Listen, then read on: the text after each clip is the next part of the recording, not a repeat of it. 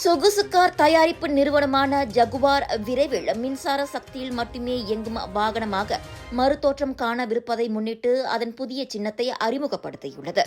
ஜகுவார் கார்களில் தாவுவது போலிருக்கும் ஜகுவார் பூனை சின்னமான லெப்பர் முன்பை விட சிறப்பாக மாற்றியமைக்கப்பட்டுள்ளது. புதிதாக டிலேட் ஆர்டினரி என்ற வியாபார யுக்தியிலான சுலோகமும் சேர்க்கப்பட்டிருக்கிறது. புதிய ஜகுவார் எழுத்துருவும் கண்களை ஈர்க்கும் வகையில் வடிவமைக்கப்பட்டிருக்கின்றன.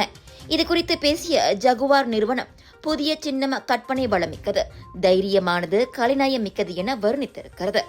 பிரிட்டன் முழுவதும் கிளைகளை கொண்டுள்ள ஜகுவார் மின்சார வாகனங்களுக்கு மாறும் திட்டத்தை 2021 அறிவித்தது.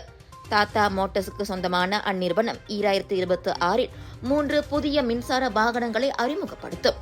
அதற்கு முன்னோட்டமாக புதிய கார்களின் விற்பனையை ஓராண்டுக்கு முன்பே சந்தையிலிருந்து மீட்டுக் கொண்டு விட்டது.